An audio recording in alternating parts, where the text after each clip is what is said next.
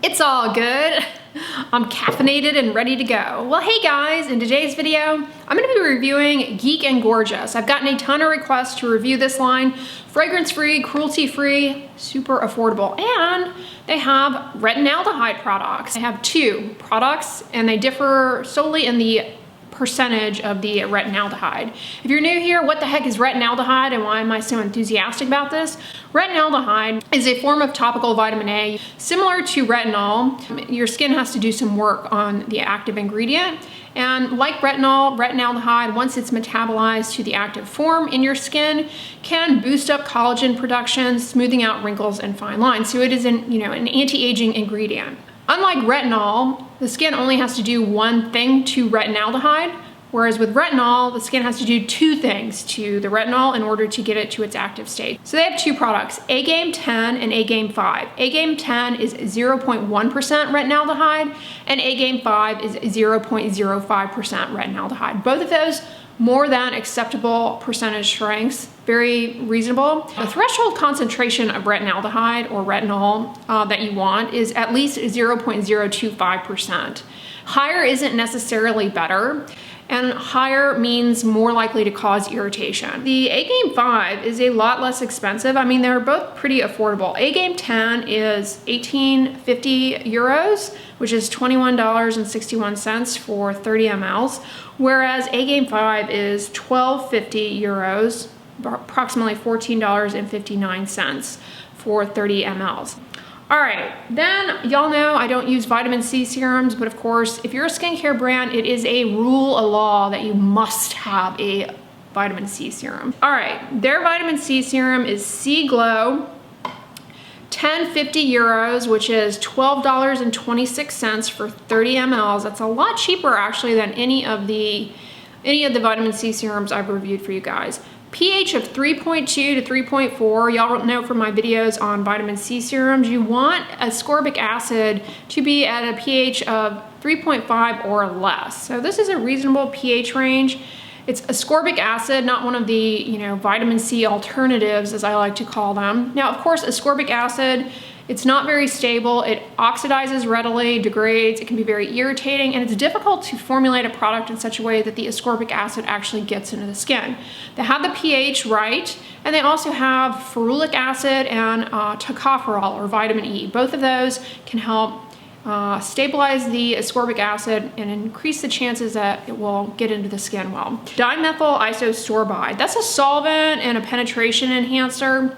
And dimethyl isosorbide has actually been shown to enhance the skin brightening effects of ferulic acid. Ferulic acid, by the way, not only does it help with the ascorbic acid stability, but it is a potent tyrosinase inhibitor and yields a skin brightening effect.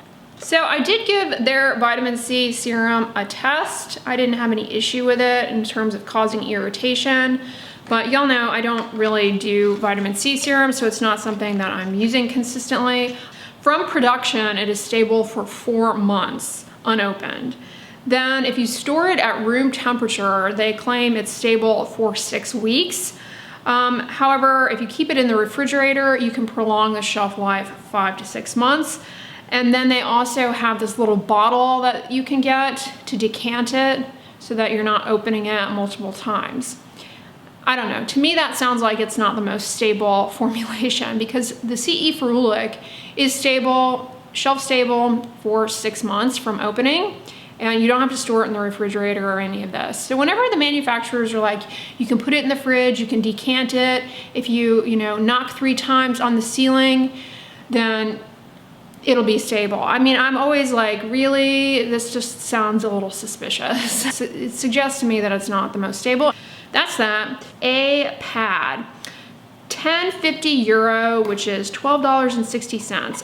What is a pad? Potassium azolyl diglycinate, a derivative of azelaic acid. Azelaic acid is something you can get by prescription in 15 to 20% strength, or you can buy it over the counter in 10% strength. It is good for rosacea, hyperpigmentation. It's safe to use in pregnancy. There's this newer version of it that has 2 glycines on it.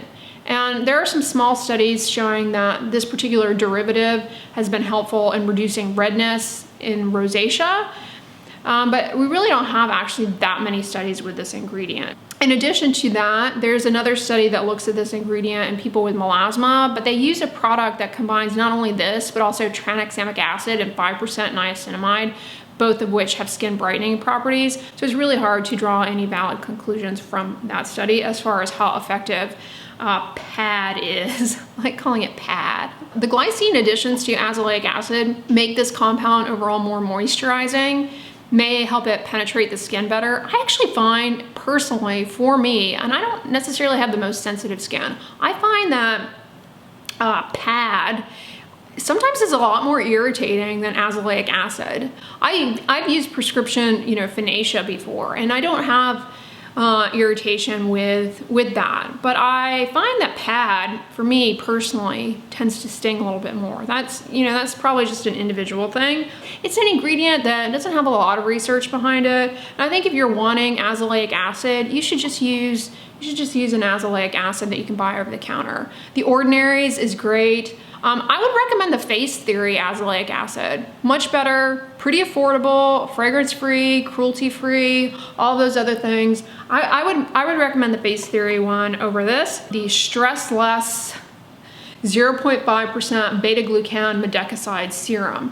Medicaside is a compound from centella, and it's been shown to have healing properties. It's good for the moisture barrier. It may help improve skin elasticity. And then beta-glucan is a humectant. It's what you find in oats. So I was thinking this might be a calming and hydrating serum to layer on underneath moisturizers, but I was actually very underwhelmed by this product. It's just very blah. I didn't appreciate any pack of hydration or anything like that. I have been using this for several weeks now, and I'm really not getting anywhere with it. I really don't notice any difference in my skin with this.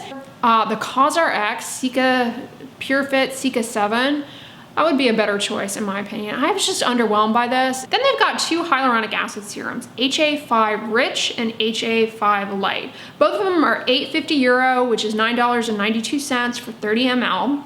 And they both are hyaluronic acid serums, a humectant that helps pull water into the top layer of the skin, temporarily improving the look of wrinkles and fine lines.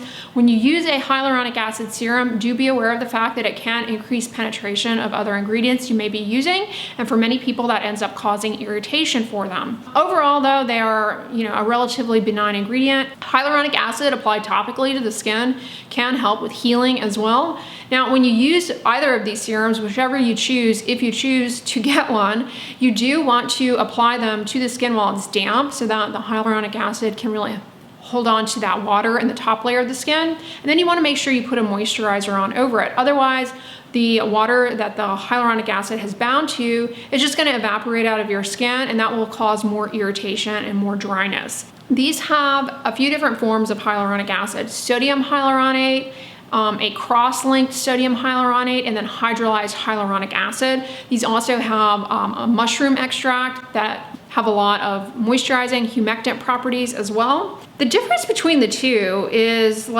really nothing. The 5 Rich has betaine in it. Betaine is just another humectant. So you get an additional humectant. I don't really see the point of having these two products. They should have just made one. Then they have a niacinamide serum, of course. That has become the thing you have to have if you're a skincare brand. B-Balm. €8.50 again, which is $9.92 US. This is a 10% niacinamide serum. Now, niacinamide is a fantastic ingredient for redness, hyperpigmentation. It actually can help with oiliness, and it has anti-aging effects. It's an antioxidant, it can reduce oxidative stress in the skin, but the study's showing benefit with niacinamide. You use max 5%. Once you start getting into the higher percentages, as you guys know from my videos, it does come with a greater risk of irritation. This also has zinc PCA in it, a humectant. It also has sarcosine, a synthetic amino acid that acts as a skin conditioning agent, and also may help offer some oil control. So this is a kind of serum you may go after if you have oily skin. The way to use this is to apply it to the skin after cleansing, after you've rinsed the cleanser off, while the skin is still damp, to enhance penetration, and then put a moisturizer on over it.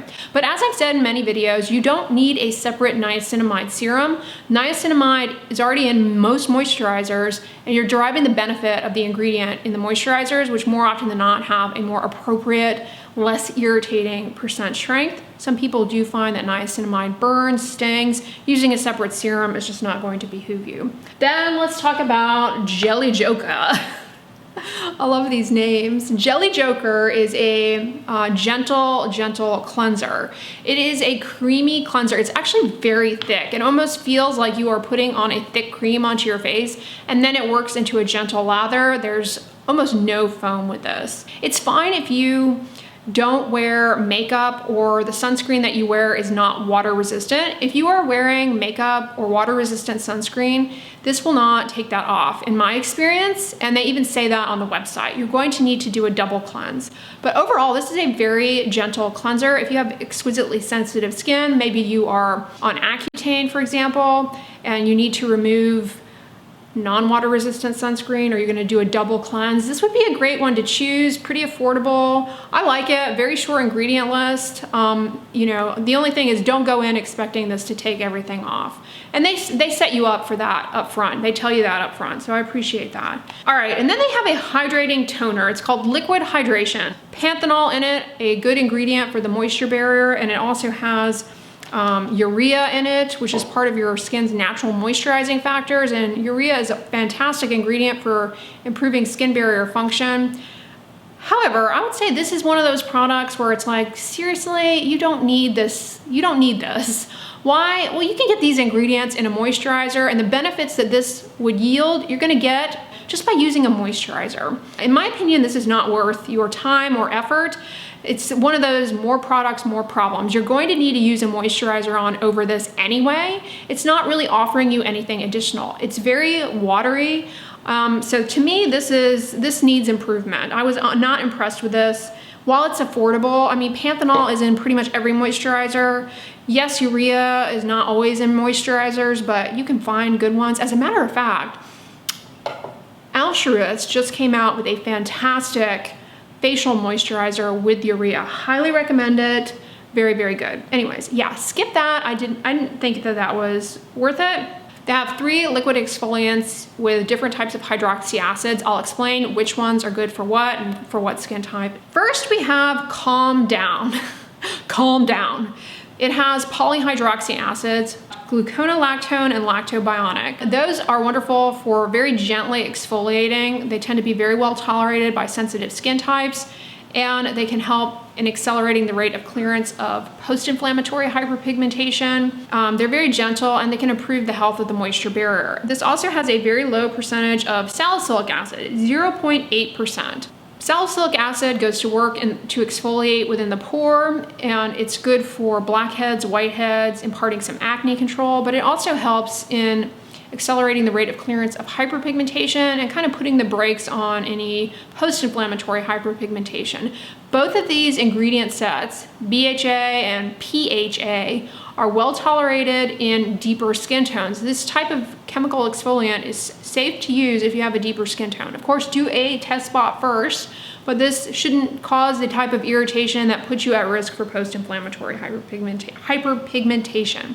This also has panthenol in it, which is good for the moisture barrier, and it's got cactus and yeast extracts, which, yeah, I don't know, humectants and antioxidants to help with barrier recovery and water. All right, cheer up. It has 5% mandelic acid. Mandelic acid is an alpha hydroxy acid. Of the alpha hydroxy acids, it's actually quite large. It doesn't penetrate very deeply into the skin, so it's not as intense of an exfoliant. It's very, very gentle. I mean, it's almost as gentle as the polyhydroxy acids, maybe just a little bit more intense, if you will. Like polyhydroxy acids, it's gonna help with accelerating the rate of hyperpigmentation, and it's going to help with overall skin texture, tone, smoothing out the surface of the skin, and ultimately that's gonna help improve the health of the moisture barrier. Really good ingredient. Unlike Calm Down, this one has 1% salicylic acid, which is just like a hair higher than 0.8. This also has sarcosine in it. Remember, that's a synthetic amino acid that is a skin conditioning agent and also may help with oil control. So overall, this particular product, the Cheer Up, it is a good one if you have sensitive, oily, or sensitive acne-prone skin, or you have sensitive skin that heals with discoloration. This would be a great one to choose. Whereas if you have exquisitely sensitive skin and you are just looking for smoother skin texture, you would choose Calm Down.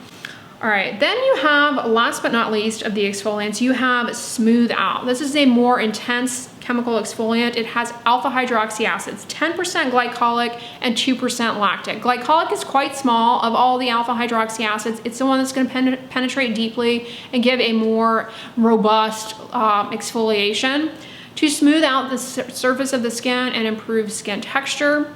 It also has 2% lactic acid, a larger alpha hydroxy acid that still can penetrate pretty deeply to help with increasing skin cell turnover and smoothing out skin texture. Both of these ingredients are good for not only skin texture, but for helping with clearance of hyperpigmentation. And by smoothing everything out, they allow other active ingredients that you may be using to penetrate the skin better. So for example, if you are using the retinaldehyde product or the vitamin C, if you are also using a hydroxy acid product, that's going to help smooth out the surface of the skin and allow more even penetration of your other active ingredients. Like the Calm Down, this has that cactus and yeast extracts, which presumably are hydrating and full of antioxidants that may help with healing. Now, who should use this one? If you have sensitive skin, I would definitely discourage you from trying this one because it will aggravate those symptoms of sensitivity. You do get a tingling, almost itchy sensation when you use products like this. If you have rosacea, I would skip this for sure. But if you have oily skin or you're used to using hydroxy acids, this should cause no problem for you. It's actually pretty good. All right, those are the products. What should you actually get from this line? What is worth it? In my opinion, A game for sure, because it's actually not that common to find a retinaldehyde. These are well formulated, free of common allergens and irritants, and affordable. The retinaldehyde I recommend is the Aven one, and that one's really expensive. It's the one I've seen data on, but the A game, while I haven't seen data on it, seems to be well formulated, definitely worth trying. And then any of the liquid exfoliants, Calm Down, Cheer Up, or Smooth Out, I would say are worth it. Things to definitely pass on by are gonna be the liquid hydration. I would say definitely skip that. I was not impressed with that for reasons that I explained. And I would say definitely skip the Stress Less. That didn't bring me any reason to jump up for joy. HA, either rich or light, and B Balm, they're a dime a dozen type products. Jelly Joker is a good cleanser. I have no problem with it. I did not think it was bad, but do know that it's not going to take off water resistant sunscreen particularly well. You will need to do a double cleanse to remove water resistant sunscreen and makeup. The C Glow, I say skip, given the many limitations of ascorbic acid. I would definitely say pass on APAB, but that's not really going to bring you anything unique into your routine. I would say a better alternative to APAB is the Face Theory azelaic acid that I've reviewed for you guys. All right, guys, that's what I recommend from this brand. Comment below though, what have you all been using? I know many of you are using the C Glow because you've told me that in a lot of my other videos asking me to review this brand. But have you used anything else? What has been your experience? Let me know in the description box. The description box? No, you're not gonna comment in the description box. You're gonna comment in the comments section. I need another sip. I mentioned Face Theory. On the next slide, I will put my Face Theory video for you to watch if you want to, if you haven't already. But if you like this video, give it a thumbs up, share it with your friends, and as always, don't forget, sunscreen and subscribe. I'll talk to you guys tomorrow. Bye.